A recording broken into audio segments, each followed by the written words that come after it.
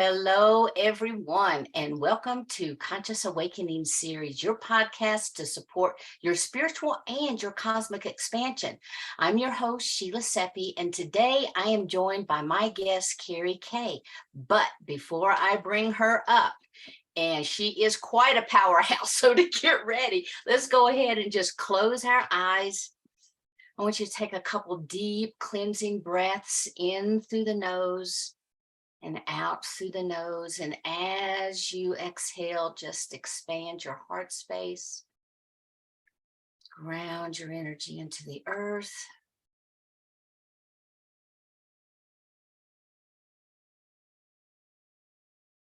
And with your next exhale, go ahead and take another cleansing breath. Open your eyes and step into our time together. So thank you so much for joining us wherever you are, whether you're watching this live, whether you're watching it on replay. Thank you so much from my heart. I really appreciate it. As I said, today our guest is Kerry K, and I am so excited that she is going to be here with us. One of the things that we were chatting about before we got started was the fact that I ran across a lot of her videos on YouTube, which I want her to tell you all about how you can get a hold of her. But before we do that, I just want to let you know, you really need to check her out. Check out her YouTube, check out her website, kerryk.com or Kerry K at YouTube. She is quite a powerhouse, and here she is with us. Welcome, Kerry K. I'm so excited that you're here with us today. Thank you. Hey, Sheila. Hey, everybody.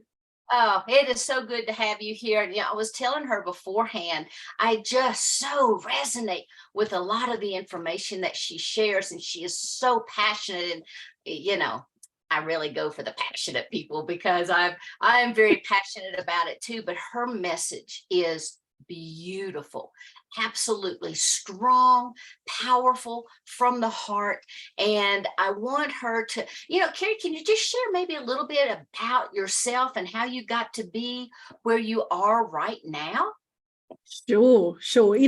It's something that a lot of people ask because I put up messages on social media, right? And on a daily basis, I do these very short form videos on TikTok and Instagram. And those are short. Those are like a minute, 2 minutes. So I give this big punchy message, okay? For example, I'm going to say, okay, guys, this is what's happening with the timeline, or 5D's doing this, 4D's doing that, blah, blah, blah. And invariably people will say, how do you know? So I've got to go back all the time to reintroduce myself. So I'm very grateful to start off with how do you know? Because that's really, when you ask me, who are you? You're asking me, how do you know what you know? Because that's ultimately what people need. They really do. And it's a fair question. They need to understand where the information that I'm sharing comes from. So when I was very little, I was very, very sick. And I was so sick that I spent more time in hospital than I did at home in any given year. This was like before the age of 12.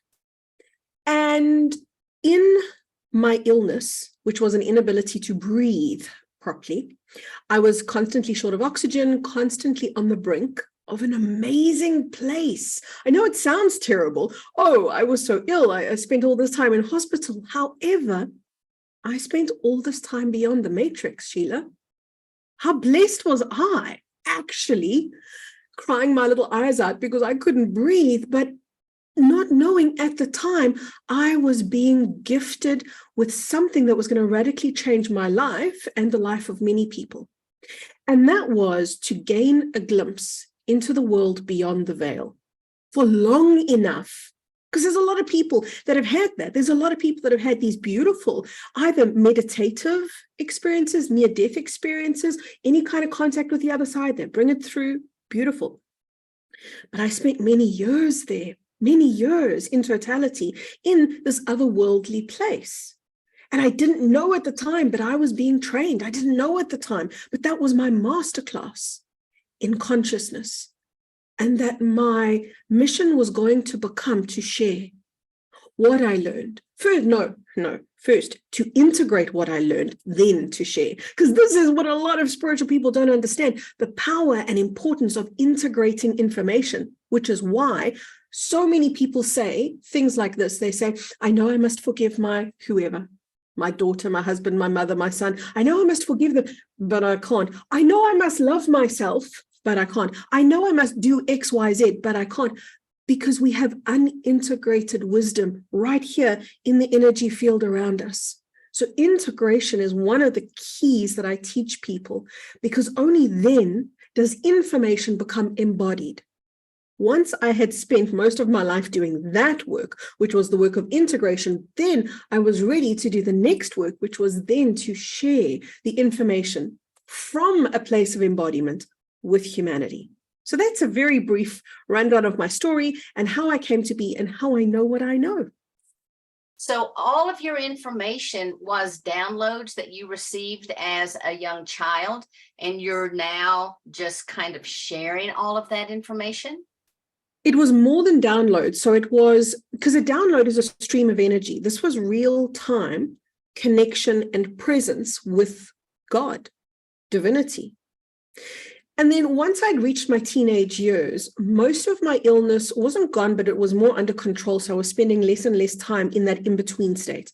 Then in my teenage years, something new started, and that was the connection with what I call galactic beings. So many people would call these extraterrestrials. The galactic beings that I connected to were beings who were showing me 5D and beyond. And that was another level of teaching, where this was learning to be in the environment with higher consciousness people. Do you know why? Because humanity is all going to get to do this. Humanity, we are all going to get the opportunity in our earth bodies, which we judge as flawed and fallible and incapable and inadequate, to sit in the presence of a being who you know is in their divinity, and not shrink away and not feel small and not feel intimidated and inadequate, instead to rise into our divinity. So that was another level of teaching with them, with the galactics, for many, many years, easily into my 20s, to spend time. People say to me, what did they teach you? They taught me to be with them, to spend, and of course, in being with them, many things. But the most important teaching was how to hold myself in the presence of higher consciousness, and to watch, Sheila, how higher consciousness people relate to each other, how they perceive the world, so they never sat with a book and said, here we go, Kerry, here, take notes, Instead, they gave me real-time interaction with them as beings of consciousness. And so I got to see, what does forgiveness actually look like, for example, and what actually is divinity. What does it do in the body? And how do they resolve stuff within themselves? How do they find peace when they're in the midst of chaos, or they've witnessed something take place that's really harrowing? How do they assimilate that and process that? Where do they put that? So that was the next level of training, so to speak. And then I got to put it all together. Then I got to put together my own connection with divinity, my own higher training with the galactic beings. And then it took me many years to find the courage, to find my voice, to speak. Many, many years. I avoided YouTube like the plague for probably about 10 years. And I was very successful for about 10 years. And then I just couldn't anymore. Then I really had to just bite the bullet and put myself in a very vulnerable position, which I'm very grateful for now. Yes. Well, I am very grateful that you did too, because I know that the information that you bring through is so, so valuable right now. And, one of the questions that a lot of people are always asking me is, when is the ascension happening? When is it going to happen? Is it actually the solar flash? Are we just going to be walking through a gateway? And I know that you have some very valuable teachings on that as well. So I was wondering if you could share with our audience a little bit about your perspective and your knowing of the solar flash, the ascension, the event, everything. Okay. So in 2016, I was given a very life-changing process. And it wasn't something that I hadn't experienced before. It wasn't something new. And that was, I was given what I call a fast forward. So I was allowed to fast forward in time to be given an interaction, a real-time interaction with a future event. And then you bring that future event back with you into the now. And when that happens, whenever we do this, whenever we go into the future and bring it back into the now, we cause a ripple, because we're facilitating transformation and change, so that by the time we go back to that same event, we have evolved and are a higher version of ourselves and can experience that same event at an even higher level. That's why fast forwards happen for numerous people. In 2016, I was given a fast forward into Ascension. And the first thing people ask me when I say that, they say, when, oh, the big question, like you said, Sheila, when is it going to be? And I want you guys that are listening to just be real about this with me for a moment. Can you please imagine if I say to you, right, get out your calendar. It's on the 27th of September, 3 p.m. EST, 2025. Okay. Feverishly writing it down. That's the date that Kerry says, and that's the time that Kerry says Ascension is going to happen. What most people are going to do is they're going to sit and look at that date every day, and they're going to wait for the date. And they're not going to evolve, and they're not going to grow, because they're just focused on the date now. Now the date is going to become the thing that they're chasing. And that defeats the purpose of Ascension, because Ascension happens at a moment when you least expect it. It's meant to be that way. And you're meant to be in permanent growth and permanent transformation 1 second before Ascension happens. And that is why nobody, if somebody says to you, I know the date, run away, because nobody knows the date. I guarantee you that not even the galactics know the date. Why? Because it actually keeps morphing. It really does. It keeps morphing. As we evolve and progress and regress, we bring the date closer and further. Yes. But this happened in 2016. I was given a fast forward into Ascension, and I remember seeing many different things. Some of them were this crazy thing going on with the sun that I didn't understand at the time. I looked up in the sky, and some people say to me, oh, was this a vision? No, it wasn't a vision. I was there. I was physically, some people would call this bilocating, which is quite an accurate description. I was physically bilocated into a future version of me. Looking up at the sun and noticing that's weird. The sun looks almost like it's getting darker, dimmer. First dimmer, and then eventually darker, and then eventually it went dark. The sun itself actually went dark. And there was a very, I don't want to say eerie, that's the wrong word, surreal is the right word. There was a very surreal glow in the air, and it was as if everything was standing still. Even though I was aware that time was still marching on, I had the sense of surreal stillness. And the glow in the air was different than usual. It became very pastel-y, and there were what I would call almost like aurora borealis that we would imagine seeing in the sky, except it wasn't in the sky. It was here on the ground level, around the plants and the trees and on the grass, and it was quite mesmerizing. And people were panicked, some of them. Some knew exactly. Some were in meditation, like, here we go, baby, this is it. There were some people in that mode, and there were other people fighting and in panic with themselves, with the world. And I remember looking at the state of the people at the time, knowing in my heart, this is Ascension. Wondering to myself, how are they, these people arguing on the street, how are they going to make it? How are they going to walk through this Ascension process? Moments later, I was shown the answer. Moments later, I was aware of this big flash. Now, if I play the scene back in my mind, I understand what came first was a flash from the sun. But as the solar flash comes in, the body releases its own flash that it almost appears simultaneous. Because, in truth, the solar flash catalyzes the inner flash. And the inner flash is one in which everything goes bright, bright, bright, bright. But as much as I say bright, you would imagine that if there was a light in front of you, you would want to shield your eyes. It's so bright, yet at the same time, your eyes are able to take in the brightness, both that's coming at you from the external as well as the brightness that you feel erupting from within you. The brightness or the flash that erupts within you creates what I would call, perhaps somebody more eloquent than me would call it by a different name, but a bubble. It creates, there's this flash within the body and it creates a bubble, an energy field. It is an electromagnetic fortification. Because if people understand what the solar flash is, the first thing they're going to say is, no one's going to survive that.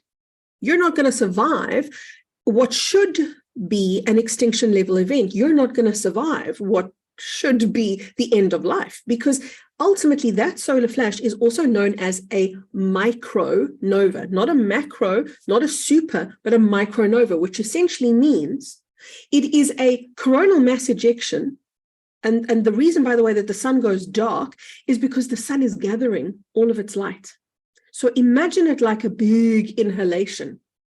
That's why the sun is going dark. It's gathering all of its light, and then it's flashing, spurting out that light in one mass ejection. So when people hear that and they understand the dynamics of this thing that we call the solar flash, they suddenly realize that a whole lot of spiritual people have got it wrong, because there's spiritual people going, we're all going to sing Kumbaya and hold hands. It's going to be really beautiful. Well, it will be. Don't get me wrong. It will be, except what that means to the planet is a life-changing event. And yet we survive it. But the how, the dynamics of how and the mechanics of how we survive it is that our bodies are in the process of learning right now to phase shift. The way that ice phase shifts into steam, phase shifts into water, our bodies are designed to phase shift into light, into crystalline consciousness. We just haven't seen it. And because we haven't seen it, we lost the memory of it. But that's what the body's designed to do in the presence of the right environment. And that flash is the right environment for the body to be catalyzed into its higher state. So we've got this bubble, electromagnetic fortification around us, and that literally protects you, whilst the planet outside of you may appear to be burning or having volcanic eruptions or going crazy. And now at this particular juncture, this is where I see a lot of people getting confused. So I want to take a moment here to really help everyone to understand. You're in a bubble.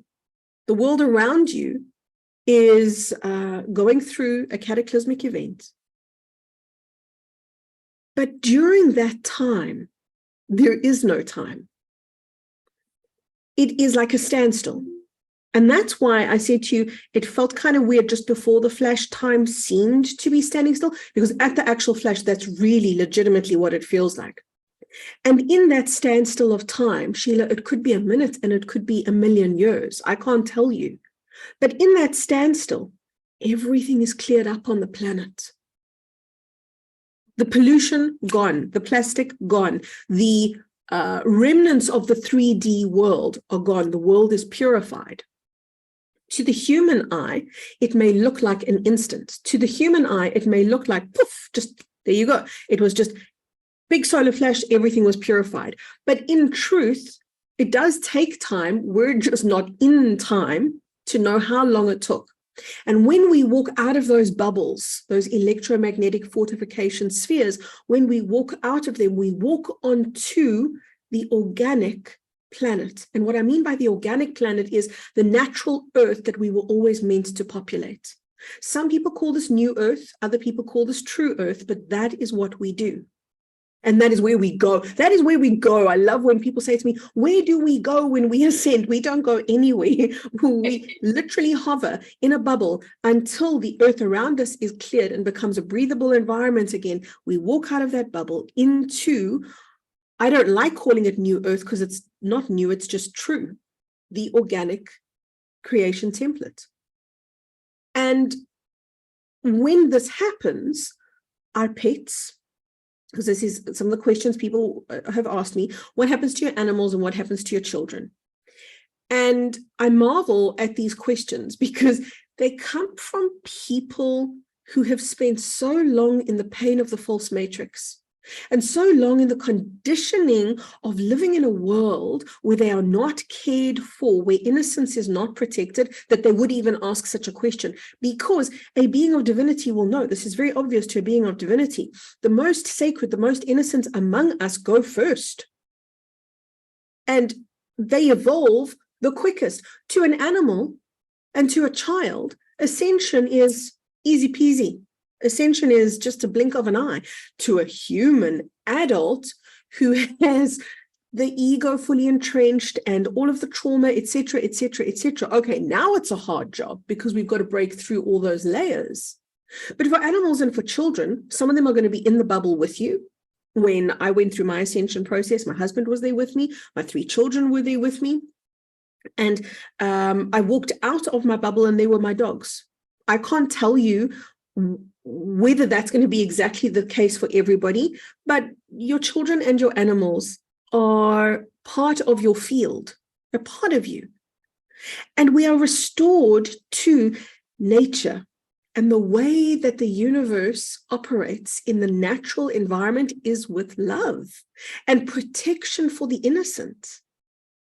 So in case anybody out there is going, what's going to happen? And then something else that I must just share with you is there will be people upon the planet who will not be ready. Energetically, emotionally, they will not be able to withstand the phase shift that I described earlier. They will not be able to understand or withstand the frequency of light. It is literally too bright for them, and the body can't meet that solar flash with its own solar flash, so it can't radiate out that bubble of protection that I described to you earlier. Those people will exit their body, which is another way of saying they will die, and that's okay. Right. People somehow see death events as the worst thing that can happen, but I think the worst thing that can happen is living a life as if we were dead. Right. So quite frankly, I see it as liberation. There will be those people who will not go into 5D because they're not there. They're not wanting to, willing to, ready to, for whatever their reasons are. Some of them are going to be teachers that are going to go off into a new planet. That's a new planet outside of Earth. It's a 4D planet, where instead of setting up another false matrix, these people are going to have the opportunity to step into an organic matrix for the first time. So it's a big step up for everyone. Some will go into 5D and others will go into 4D, which will be a new life, a new body, a new planet, a new name, a new everything. And this will take many thousands of years, because that's how long an ascension cycle is, until they're then ready to move into their ascension process. And then we all meet again as 5D beings. So the truth is we do all ascend. We just don't all ascend at the same time. Right. I love that. I love that. Thank you.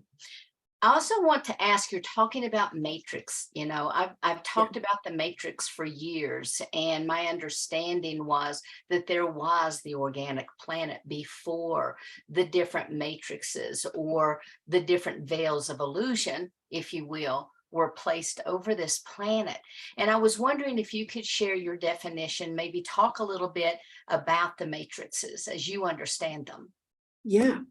So this is one of my fields of focus. It is to help people to understand the false matrix, because how do we transcend the false matrix if we don't understand that we're in it to begin with? So it's very vital understanding. But I love to make things really simple, Sheila, because maybe I'm just a simpleton, but I love things to be crazy simple that everybody can understand them. And here's my crazy simple version. What is a matrix? Matrix simply means reality. It's a playground, a reality. So it's not good and it's not bad. A matrix is a reality field, but we get 2 different types of matrices. The one is the organic matrix, which is where we came from. That's the original creation template that God's source creator consciousness initiated.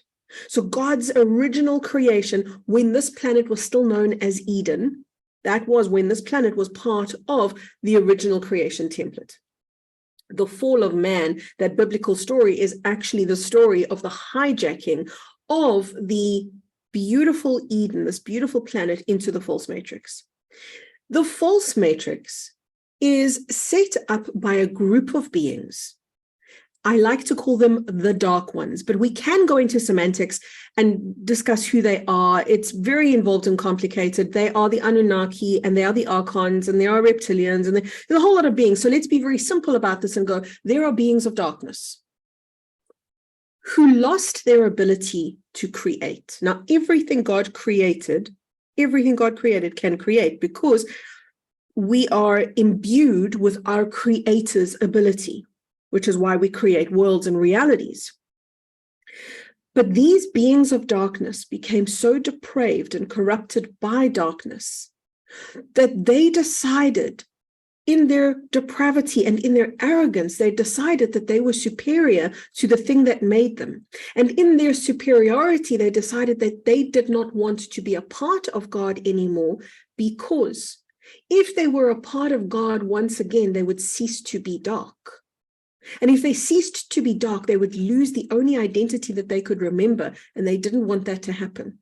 So they decided to reject God, push creation away, push nature away, push love away. And these beings of darkness, in so doing, lost their ability to create.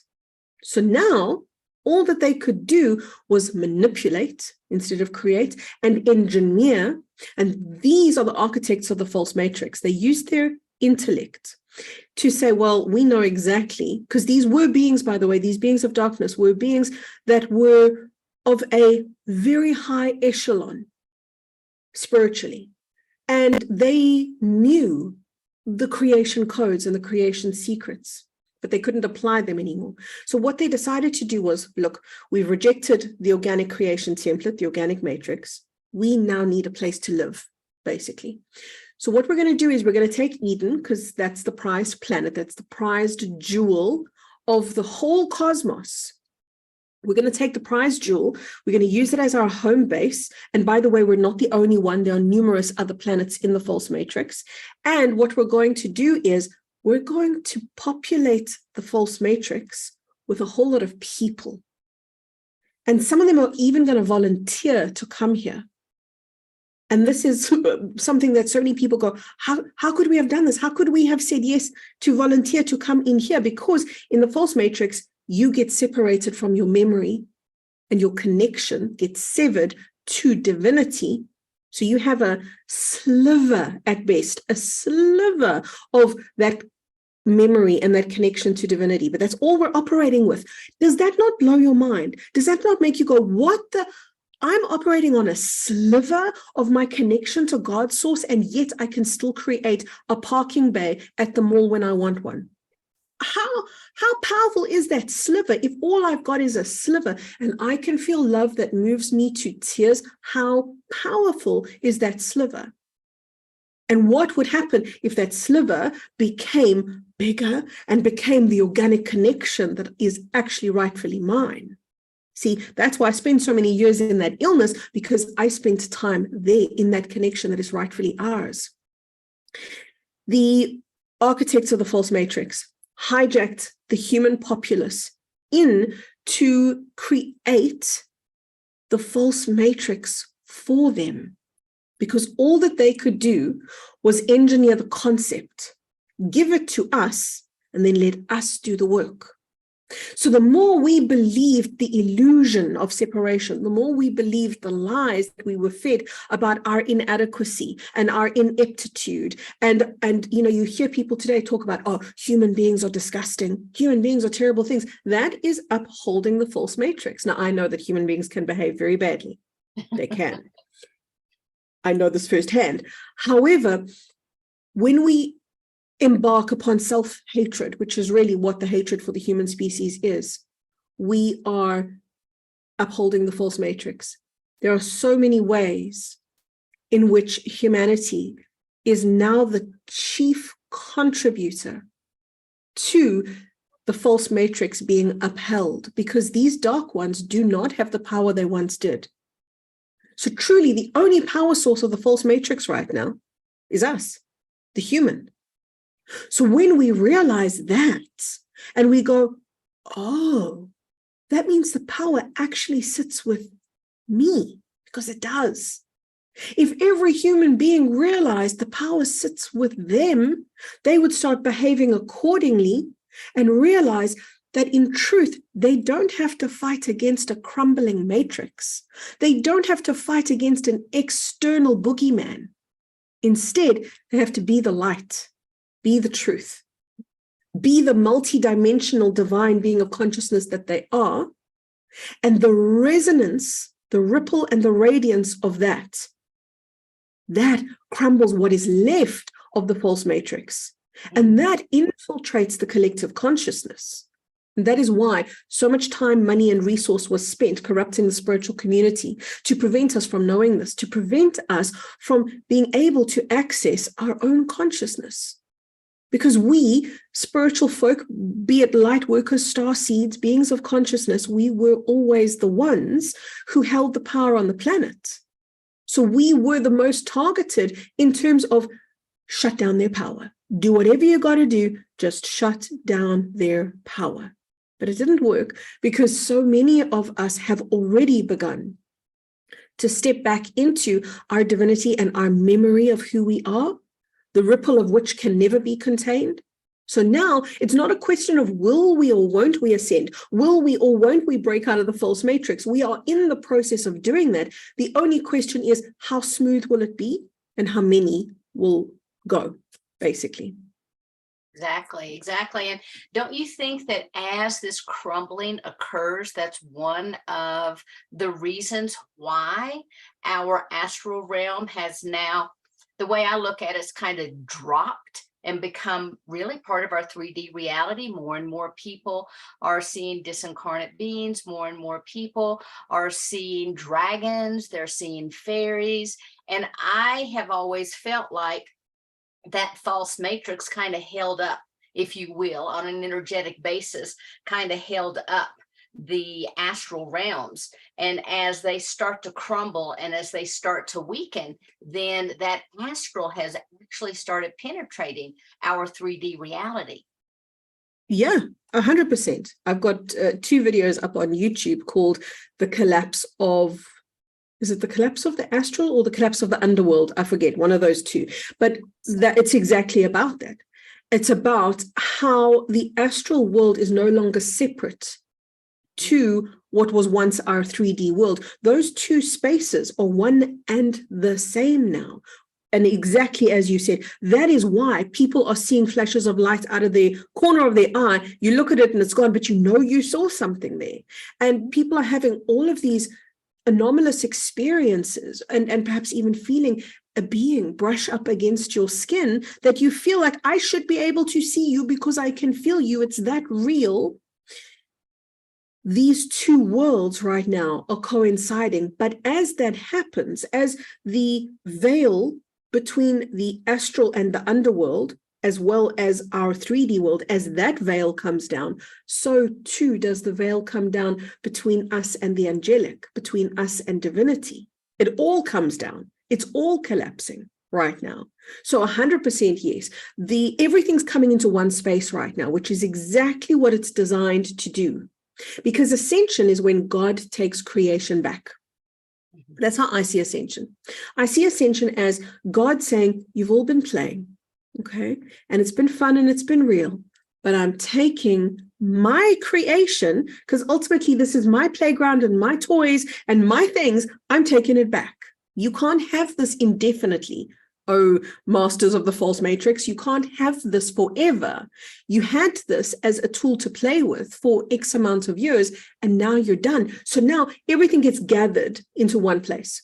And this is where timelines start to merge, timelines start to collapse, veils start to come down, so that we all land up in one area, one matrix. Remember, matrix isn't good or bad. It's just a creation playground. And from this one point, we then move off into ascension, those who are going into 5D ascension, Or, still a victory, those who are going into the next round, which is going to be a 4D life on a 4D planet and experience. And you know what, Sheila, we've never had that experience. We didn't have the experience of stepping into 5D from a 4D platform. We just hopped, skipped, and jumped from 3 to 5, right? So there's a lot of people that are going, I just want to do this like nice and decent and slow. Thank you very much. I don't want to do this shock therapy that you guys are doing. This is madness. And quite frankly, it is madness. To take a 3D dense physical form into 5D, this is not the way Ascensions normally run. That is not what Ascension normally looks like at all. So there are more civilized people than us who are saying, look, I'm going to do this the gentleman's way, and I'm going to veer off into another round of the 4D planet to then take my passageway up into 5D. I mean, we're just going into 5D screaming. We're just going into 5D half blind and bewildered, but that's okay, because I always say to my online community, I say to them, you guys are the overachievers. And I really believe that about us spiritual folk. We are the overachievers who said, yes, I'll take on more karma than anybody else will. I'll do that. Oh, you want some crazy maverick plan to take place where we're going to go into the false matrix, lose our memory, and then somehow remember who we are? We'll do that. I mean, we are the ultimate overachievers. So no wonder we're going to take a 3D body and turn it into a 5D body. No wonder we would be the ones who go, yeah, I'll do that. Yeah, sure, no problem. You know. So now, while we're talking about the 3, 4, and 5, let's just talk just a little bit about, in your opinion, what are these dimensions about? And once we merge into a new 5D existence, what is your opinion about how that's going to look for people? It's just bandwidths. That's all that dimensions are. It's just frequencies and bandwidths. That's all, right? So it's kind of like, imagine that right now we can't see ultraviolet because it's a frequency or a bandwidth beyond our ability to perceive. There are certain very high frequency states of being that are beyond our capacity to see. And examples of that, kind of like we can't see ultraviolet light, we can know about it, we can comprehend it, but we can't see it. Equally, we can know about forgiveness, we can know about unconditional love, we can know about neutrality, we can know about surrender, we can know about divinity, but we can't really access these states of being from a 3D dense frequency. So we've got to raise the frequency of the 3D being to enable them to access these bandwidths, which we call 5D, but really it's just an extension or an expansion of our ability to perceive light. That's what a dimension is. And when you become a higher dimensional being, you're able to see more light and interact with more light. There are many of these subtle layers of consciousness. The only reason we really pay so much attention to 3, 4, and 5 is purely because we've been in the false matrix. So we confuse breaking out of the false matrix with going into 5D. Now, yes, the two happen simultaneously, but we don't go to 5D because we've broken out of the false matrix. We break out of the false matrix because we have remembered who we are as 5D beings. So to some people that might sound like a subtle nuance, but it's actually pretty big. Right. And we're already there. I mean, we are already there, and so much more. But, you know, you mentioned your online community. I want to spend just a few minutes and let's focus on Kerry K, because you have some phenomenal offerings for people, and people can find you in various locations. So let's kind of start there first. Where can people find you? How can they get a hold of you? And then let's talk about all of your community offerings that you have. Thanks, Sheila. So I'm on all social media, Instagram, Facebook, TikTok, YouTube, and my handle on all of them is the same. It's I am Kerry K. So I am Kerry K. Type the little @ before that, and there you go. You're going to find me on all those social medias. My website is kerryk.com. And on my website, there is a direct link to join my online community. Because what I realized was this, that on social media, there's only so much I can say. There's only so far that I can take people. And to be dead honest with you, it's not very far. I can provide information on social media, but it pretty much starts and ends there. And what I see social media as doing is providing like a spoonful, a taste of what I offer, but it's really only a spoonful. It's really only a taste. What I actually offer is energetic work, because to me, that's what life is. Life is an experience of who you are as an energetic being, and the training for that. Like I had my training for many years in hospital. I give training to my online community every single week that enables them to facilitate this shift that we are in training for. And my online community is called the Plasma Light Tribe. We meet every Friday, a different time each Friday, because we're a global community from all around the world. One of my best moments in my community is logging in, starting a call, and people go, hello from Perth, and hello from Germany, and hello from Finland, and hello from Michigan, and hello from blah, blah, blah, blah, blah. They are just everywhere. So we really get the sense of who we are as global citizens, connecting heart to heart with each other, with ourselves. And in that space, transformation happens.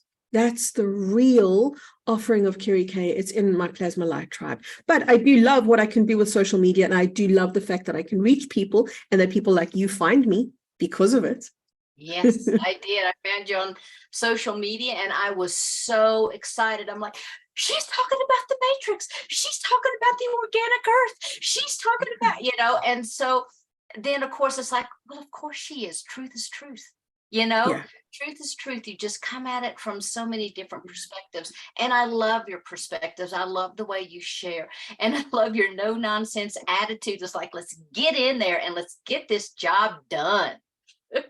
Yeah, I've come to call myself a no-nonsense spiritual teacher because I remember in the beginning thinking, what am I going to call myself? And I had 1,000 different names, and people just kept writing in my comment section. They would say exactly what you've just said. Oh, Kerry, I love that you're so no nonsense, because I call BS when I see BS.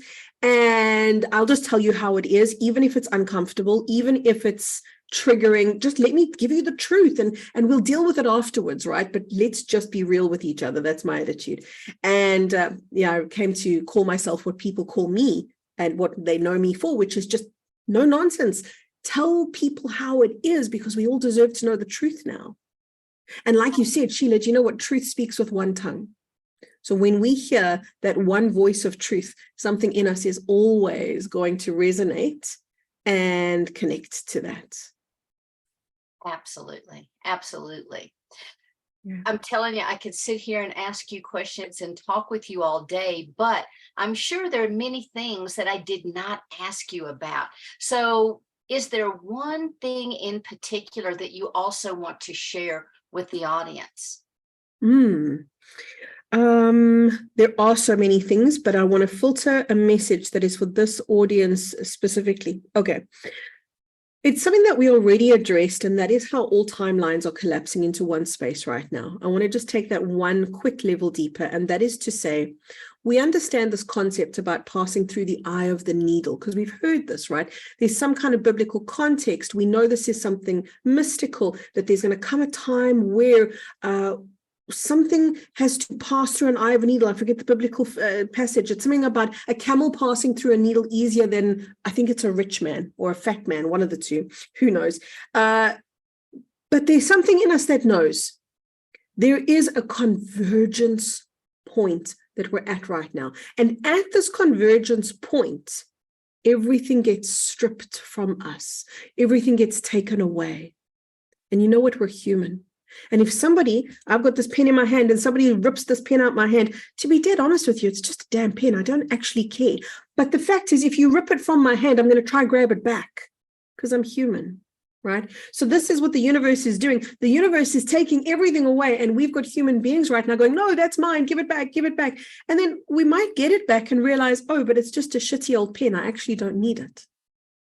Right now, at this convergence point, it's going to feel to a lot of people like they're being stripped of so much that they valued and prized and needed, and who they thought that they were.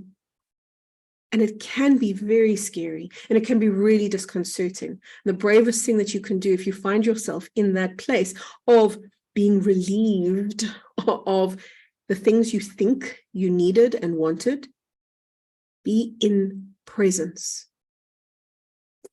And I say this to everybody with this giant pause here at this word presence, because it's an energetic space.